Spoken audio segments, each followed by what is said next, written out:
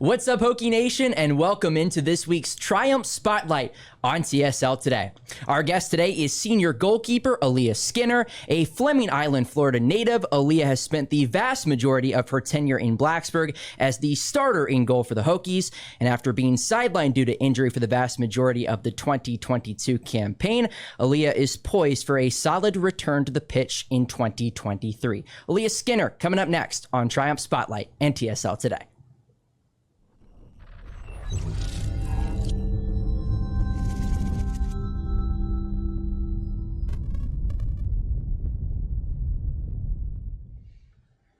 We welcome you back into this edition of TSL Today. We record on Monday, August 14th, 2023 from the Virginia Tech Corporate Research Center in Blacksburg, Virginia. And today's show is brought to you by Triumph NIL. The Triumph Digital Network is a fully integrated portal featuring individual channels for Alia Skinner and all other Virginia Tech student athletes and all of your favorite Hokie athletes as well. Visit triumphnil.com for exclusive engagement, merchandise, and content opportunities and subscriptions. Well, I think some introductions are in order. Across the way is today's honorary guest, Alia Skinner. To my right is our managing editor and soccer guru, David Cunningham, and I am your host, Carter Hill, filling in today for Giovanni Heater. Also, can't forget about today's best podcast producer in the land, Will Stewart, behind the scenes. We appreciate you doing that well. All right, Alia, first off, thanks for coming on. I want to talk to you about this first. What first brought you to Virginia Tech out of high school? Well, thank you for having me today. This is so exciting. Wow. Well, going to Virginia Tech, I was definitely, when I was younger, so the recruiting process is a little bit different now, but when I was younger, they could recruit us in middle school. So we first started getting contact with certain coaches, 7th grade, 8th grade. I think I went on a few visits in 8th grade, but I kind of put Tech on the back burner originally, and kind of came back around as I was getting closer to committing. I went on a few more visits 9th grade year, and then I came here actually for the Clemson football game. It was huge. Enter Sandman. It was like an 8 p.m. game, I think. It was really awesome. I think we ended up losing, but it was just surreal to experience that. Obviously, I watched the women soccer team play the next day, or maybe the day prior, one or the other, and we won, so that was great. But I really wanted to be in the ACC. I kind of narrowed it down to a few ACC schools in the climate range I wanted. Being from Florida, don't love the cold, and Tech just felt like home. I think the community of Hokie Nation and seeing it during the football game and the soccer game that was kind of the finishing touch on my commitment. So I made that beginning of sophomore year. So it's kind of crazy that you commit sophomore year. I guess they commit later now probably, but usually you see people commit like junior or senior year. Is that what did that feel like, knowing you had 2 years left of high school, but you already knew you were going to go to school pretty much? Yeah, it was crazy. Like going on visits in middle school was just like, I don't know, we weren't even 14 or it was nuts. But sophomore year was crazy. We did 2 more years, so you just had to keep training. You couldn't change anything you were doing. You had to still perform. They came to all of our games, and all my teammates were committed, so we were all going to be rivals in a few years. So it was funny, in the games or in scrimmages with your team, you'd kind of banter a little bit. I have a few teammates on UVA and UNC and our rivals, so that was always fun. 2 years down the line. Well, you mentioned you're from Florida, but you were born in Watertown, New York. So what's the story behind the move, and when did you move down south? Well, I was only 2, so okay. I don't really know much about it, but my dad got a job in Florida. He's an attorney down there, so we just went down there with him. But yeah, I've always been a Florida native. Well, what was it like growing up and suiting up on the pitch down in the Jacksonville area? I love Jacksonville. It's beach town. Everybody there just loves going to the beach. I lived in a little golf cart community, kind of country club, golf course. So we all had golf carts. I was actually talking to one of my friends about that the other day. It was a blast. We had a few neighborhood pools. So we would when it became national time, like when we were training for nationals in June or July to go out to California with our team, we would go train in the morning because Florida thunderstorms at night. We had to avoid those. So you'd train in the morning, and then you'd hang out all day, go to the beach, go to the pool, and then you'd train the next morning. And then you'd go to nationals in California. So it was a blast. I love all my club teammates. They're all succeeding in their environments, which is nice to see. But yeah, it was always fun in the Jacksonville area. What are some of your favorite memories, just like you say, kind of with your teammates and stuff growing up? And who are some of your, I know there are probably a lot of them, but who are some of your best friends that are going off and doing their own thing now? Well, so I lived in Fleming Island, which is kind of a suburb of Jax. And that was the little golf cart fun time. That was where our club soccer facility was. So most of my teammates were from out of town. I only had 2 or 3 of them in Fleming. So when we were training for nationals in the summer out of school, all of our out of town teammates would come stay the night at all of our houses.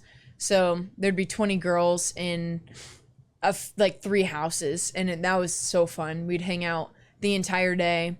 It was just always good times. We'd walk and get a pub sub, and it was just great times all the time.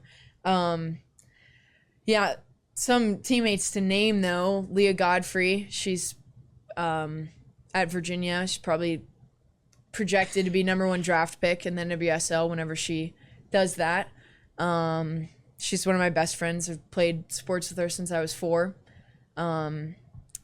Jaden Thomas is the holding midfielder for NC State. She's a 5th year now. Mackenzie Vance, she plays for UCLA. Jackie Gilday, she plays for UCLA. So they both just got a national championship, which is really exciting. I have Kai Hayes just got listed for captain for North Carolina, so she's also having a great time. So those Jacksonville roots run deep for soccer. Yeah, yep. Our club team was awesome. Well, you've also had a lot of experience with you touched on the United States national team. Can you kind of take us through your involvement there and kind of your experiences there? Well, that all kind of started when I was young. I started with the U14s, so I must have been 12 or 13, I guess. I was a 2002 born in 2002, so it was all 2002 born girls, all in middle school. So we went out to California, StubHub Center, which is where LA Galaxy plays. It was super exciting. We went into camps, and then I think I was called into a lot of the 14s, and then I started getting called into the 16s. Did a few multiple training camps with them. And then we went out to Italy actually as a team, which was really cool.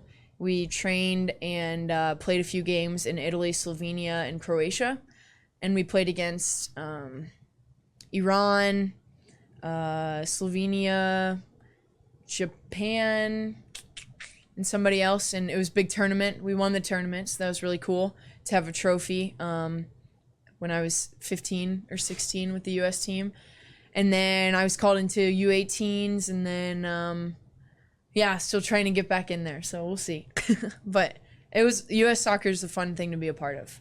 I know we were talking about this a little bit before we went on. You were watching the World Cup. You said you didn't wake up for that 3:30 a.m. game. I know it was extremely tough, and it has been extremely tough with the Women's World Cup in Australia and New Zealand. It's like a 14-hour time difference over there. What did you think of just everything, the World Cup so far? We were talking about it before we went on. It's the most competitive World Cup probably because they expanded the field. Yeah, they did expand the teams. I think women's soccer is growing just exponentially around the world. I think the other countries have caught up, per se, to the U.S. team, which shows a little bit, I guess. They're not in the semifinals. But it definitely has been really exciting to see it's been as quality, if not more quality, than some of the men's games, which I think is really nice to kind of see just all around. And I think the audience is appreciating it too for the men's and the women's teams. Outside of the U.S., has there been a team that you've been following along with, cheering on? So for our team, we all kind of got assigned a team to follow along. For Virginia Tech? Yeah. Oh, okay. To watch and know some facts about and whatever. I had Italy, but they got knocked out in the first group stage. So now I'm kind of like, well, who do I pick? So I've kind of been rooting for Japan, but they're out. So I don't know. We'll see. I like Spain. I think she was 18. I think the girl who scored the other day, their winning goal was 18. So I think that's a pretty cool story. She's younger than me on the world stage. So maybe Spain. Who assigned that? Who assigned what country you had to follow? Coaching staff? Or I think it was coaching staff. Yeah, we just got a little email about it at the beginning of the summer. Were you happy with your selection? Well, U.S. would have been cool. Yeah, Definitely I'm know sure. the most about them. But it's exciting to know more about other nations, I think. Learn some cool stuff. Well, I've always wanted to ask somebody this, and I think as an outsider to the game of soccer too, like the goalkeeper position is so unique in comparison to any other position in any other sport. So how would you describe your position, and what is the overall job of a goalkeeper other than obviously stop the ball from going in the net? Yeah. Well, goalkeepers are like, I've heard from people in the past, they're kind of like the quarterback of the team, which I don't necessarily fully agree with, but I do think in certain leadership capacities it probably is similar. The goalkeeper kind of has to command their team around in certain ways that probably the quarterback does have to. You know, when you're sitting in the back as a goalkeeper, you see everything in front of you, almost like a point guard does with their whole team. You can see all the movement, all of the spacing. You can see where people should be, where they shouldn't be, all sorts of stuff. And it helps you just anticipate things prior to them happening, because you can see stuff developing before it's starting. So I think it's just kind of a vision position. Definitely a lot of leadership involved. You have to be very vocal.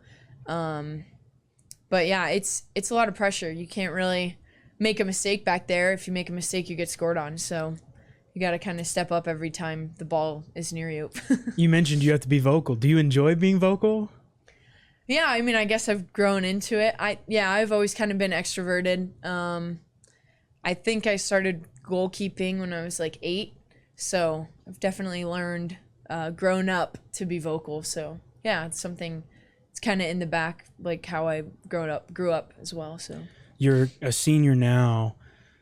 Where do you feel like you've grown the most as a goalkeeper in your time at Virginia Tech since you arrived? Interesting. Well, probably in the leadership role, I guess. I think I got here with national team experience, which I think kind of set me up for success. I knew I had a lot of knowledge coming in with a lot of different coaches. I trained with a lot of high-level coaches prior to coming. So I think I had a lot of soccer IQ, but I think leadership of a college team is so much different than anything else. 35 people on a team with different school, different backgrounds, different families, everything. So you kind of growing to connect with everybody is something that I've definitely grown into and experienced the past 3.5 years. And coming off my injury was definitely a learning process. Well, you've obviously had quite a bit of success athletically here at Virginia Tech and prior to that, but how about your family? I have to look down for this. Your dad played football at Washington and Lee. Your mom played lacrosse, tennis, and field hockey at, is it Goucher College? Goucher College, okay. Your granddad captained the soccer team at WNL, and your other granddad was a national tennis champion in Iran. What does it mean to follow in your family's footsteps here at Tech? It's amazing. My family's always kind of, my brother and I grew up as athletes, so they kind of pushed us to be athletes. But they've always been supportive. They've always just wanted us to do what we loved. My older brother, he grew up playing soccer, so also kind of following in his footsteps. But yeah, I think it's always been fun just connecting with my family through sports. We love all sports, really. I grew up playing lacrosse. I grew up playing basketball, flag football, soccer, softball, like almost every sport you can think of. So I think I've just always kind of drawn to it and love to do it with everybody in my family. We were always outside growing up. We were always doing something at family events. So it's always been special just to connect with everybody like that. What's maybe your favorite memory with your family growing up surrounding athletics? I think honestly all the like car rides probably. Those were always really fun. Watching my brother I think was really special.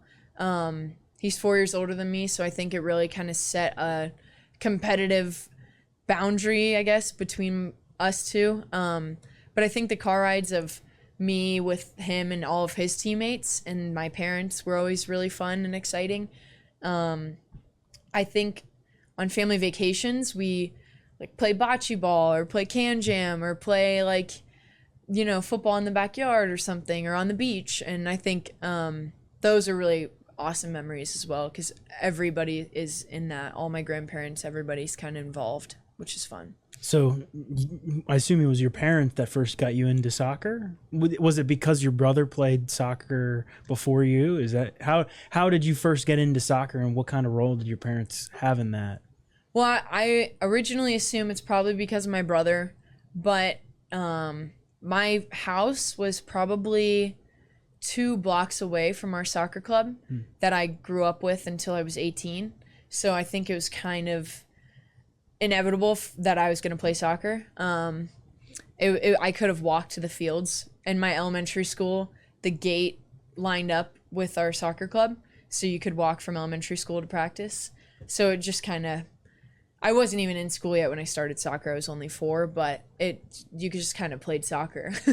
Everybody kind of did. The other sports were pretty random. I think I just maybe wanted to do them, but yeah, soccer stuck, which is probably because of my brother. Well, we got to talk about your injury a little bit. You started that season opener last year against William & Mary. 36 minutes in, you go down and you miss the rest of the year. How tough was that watching from the sidelines the girls compete the rest of the way? It was tough. I'd been hurt like here and there a little bit. I kind of fractured my foot when I was younger, which wasn't a few weeks out. I've done my AC joints in my shoulders, which was kind of a few weeks, but not that serious. But yeah, the season opener of junior year, it was brutal. I think it was tough because it was literally the first game. We were only 35 minutes in, and I was just sidelined for the rest of the year. But my team was incredibly supportive, and they knew I had their back every step of the way, and they still allowed me to be involved in leadership conversations and help them as much as I could, which was really appreciative of. I appreciated that a lot. But yeah, it was tough, but I definitely tried to do what I could to help support them. What was that rehab process getting back like? So it originally started, we tried to find a surgeon, use the surgeon, and then I was non-weight bearing for 3 months. I was non-weight bearing for 8 weeks or 6 weeks, 6 to 8 weeks. And then the next month I was walking in a boot. So I was in a boot for 3 months. And then I had to kind of relearn how to walk in a shoe, which was kind of funky. If you've ever been in a boot, your foot kind of gets stuck in that position. So I learned to re-walk in December, and spent time with my family. And that's the first time I've ever gone home for a break and not had soccer. So that was kind of a positive thing and all that. I got to travel with them and be with them consistently and not have to train the entire time, which was nice. But yeah, right back into January, I got back and I started running. We had a running packet for return to play running packet. I ran from January to March, and then middle of March went to England, and I was back training then. But it took a lot. It was definitely lots and lots of running, and then lots and lots of strength work in the training room with my trainer. You mentioned your teammates and how supportive they were of you through that entire time. Between them and Chugger and the rest of the coaching staff and everybody else on staff, mentally, how much did their support mean to you? How much did that kind of help you along? Because I'm sure there had to be here and there occasionally some rough patches when you're going through that rehab and you just kind of want to get back out there on the field. Yeah, I think it meant the world. I think my teammates and my staff really helped. I think they were there whenever they could be. They traveled, obviously, in season. They were doing 5-day trips and things like that. But my parents were really involved as well, so they would come up on the 5-day trips and spend time with me and stuff like that, which I think helped a lot as well. But yeah, no, I was still just as much part of the team as I would have been if I was playing, which was great. I was able to help our younger goalkeeper, I think, a little bit, maybe here and there. She stepped up, though. She had a great season. So I think she stepped up, which kind of honestly took some stress off of me. I wasn't as anxious for the team.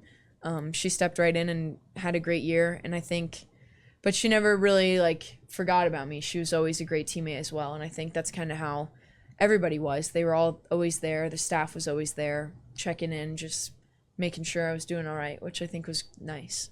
You haven't missed a lot of time, so how hungry are you to return to the fold? I'm excited. I think Thursday is going to be a great game.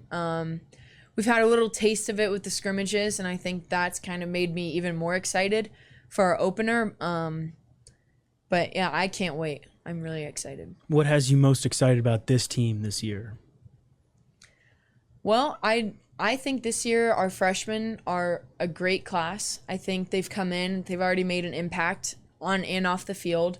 I think that's really exciting. And then I think my class being seniors is what's most exciting, because I feel like we've been talking about being seniors since we were freshmen, obviously. But there's 9 of us, and none of us have transferred. None of us have left. We've all kind of stuck it out with each other and made it just worth it. And we've all been by each other's side the entire time. And I think that is the most exciting part of this team. I think we're just really looking forward to getting through our senior year and just spending the last few months together and seeing what the future has for us.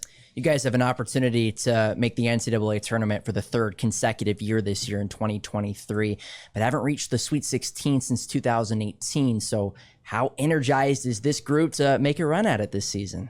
I think this could be the year. I think there have been a few pieces missing in the past few years, but I think this year it's playing out that we really could be a Sweet 16 team or even further, hopefully.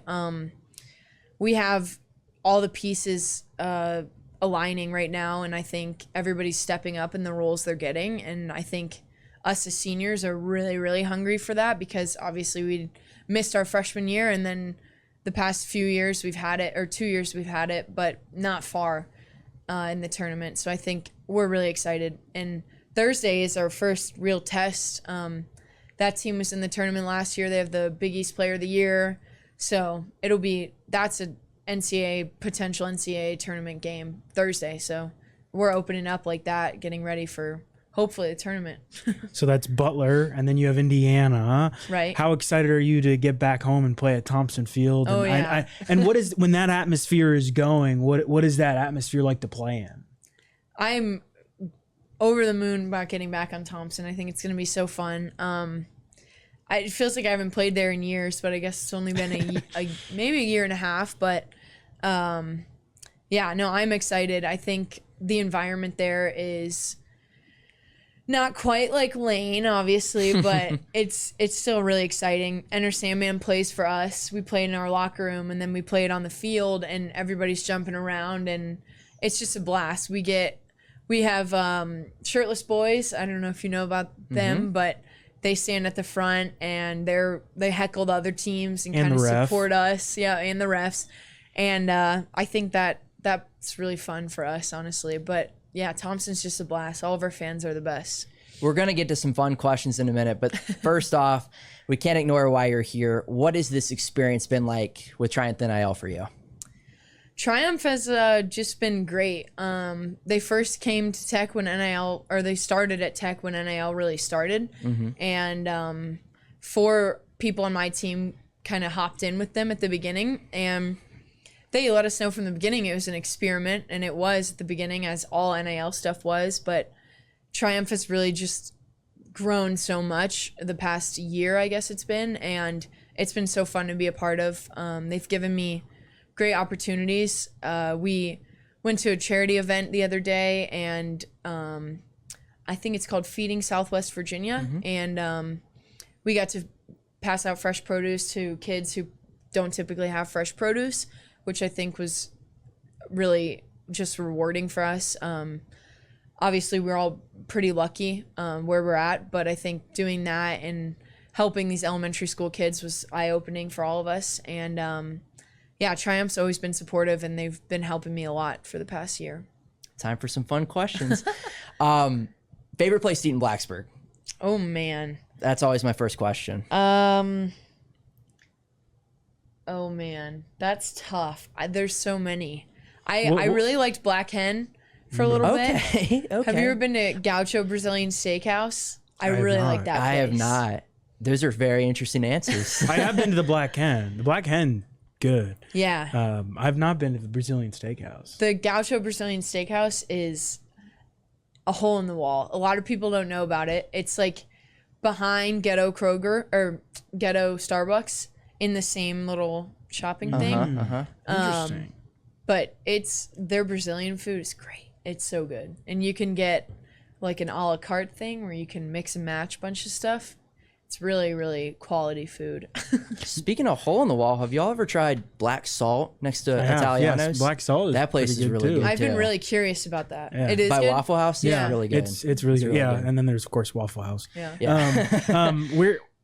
When you and your teammates go out to eat, where do you guys like to go? You guys like to go there, or you guys like to go other places? No, definitely other places. Those are more like family kind of things. But yeah, Maroon Door definitely hit. Cellar, always a good one. Greens is great. Lefties is really good. Eastern Divide, we like Eastern Divide a lot. Yeah, those are pretty good Blacksburg restaurants. Did you see Barbie and Oppenheimer? I saw Barbie. I didn't see Okay. Oppenheimer. So you're more of a Barbie person. Did you go, David? I have not. David, what are you doing came out next week? They came out when I was down in Charlotte for AC Football Media Days, and I just I've not had a chance to see him. I heard Barbie was really, really good. Did you I heard enjoy it's it? good too. Yeah, it was pretty good. It was pretty funny. It was pretty funny. I think Oppenheimer would be a pretty cool movie. I would think- like to see it. Yeah, I need to see it too. I thought Barbie was like a kids movie, but no, I've heard it's not like that at all. Not really. So. It's like, I think it's for our generation, like who grew up with Barbies. Yeah. You talked about you played all sorts of sports growing up. If you could play any sport other than soccer at Virginia Tech, what would it be? Oh, I think definitely basketball. I'm not super tall like most of the basketball players are, but if I could play on the basketball team, I think it would be really fun. Do you have like a player comp to anybody on the team right now at Tech? No, not really. No? You can't, like, you could say Georgia and just like get by with it. Okay. Did you see the video Hokies women's basketball put out the other day? I think of Georgia watching the Australia penalty. Oh, I didn't see that, but I saw some of her tweets where she was like talking about Australia. Georgia Amor, the diehard Australian women's soccer fan. They go check it out on their social media. It's a video of they're in like the streets of Greece, and somebody has the stream up of the game, and it's Georgia. And after I forget the player who scores the final goal from us for Australia to send them through, she literally sprints around like the entire block and comes back. That's and hilarious. it's awesome. She's got number 5. You know what number 5s do, right? They win. They hit bangers. Yeah. All right.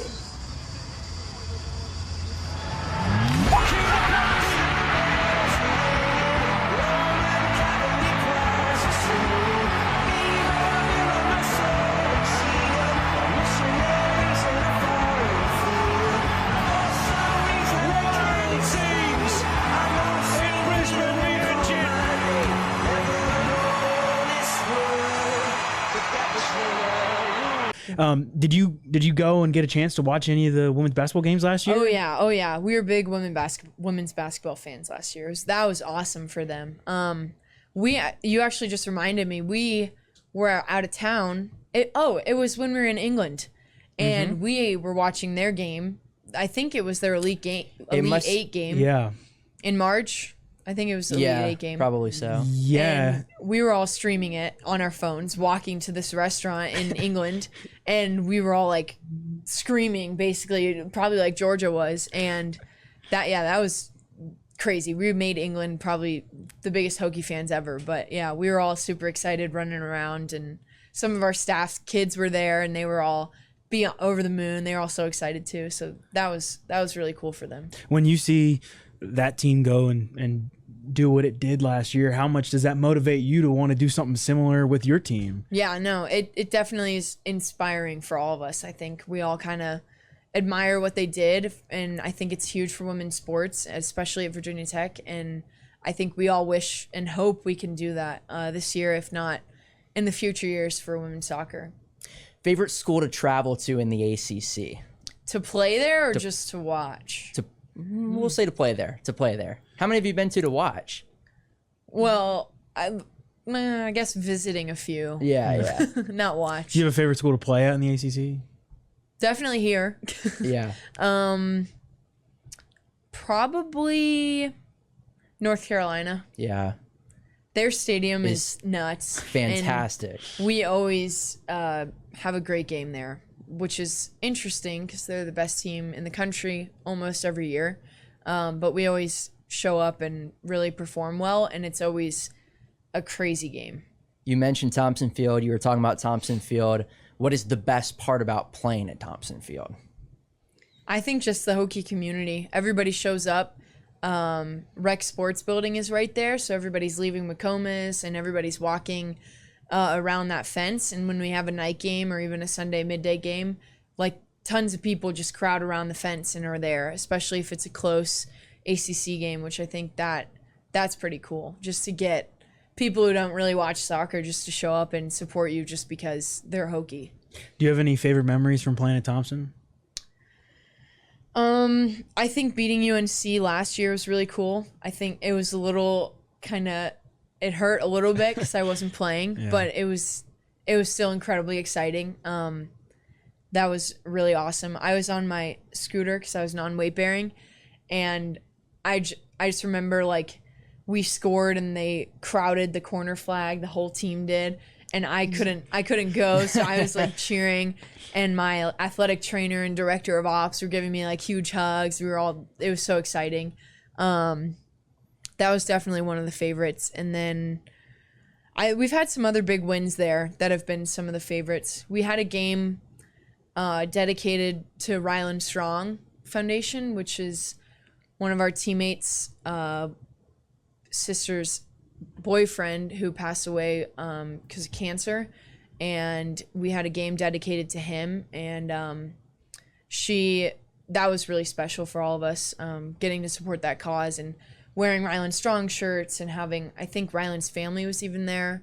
That was really special on Thompson, and they painted the field certain ways, and that was definitely heartwarming, eye-opening. That was special. Last one for you. How do you want to be remembered at Virginia Tech? Oh, wow. I hope I've made Virginia Tech better than when I got here. I think the Girl Scout motto is leave it better than you found it. So I was a Girl Scout when I was like 8. So I kind of live by that. I would love to be remembered as a great teammate and just a good person. I think I love to talk with people and see people outside of the facilities and things like that. I think it would be nice to be remembered as just not just a soccer player, and more than that, just a good person. I think that would be something accomplished for me.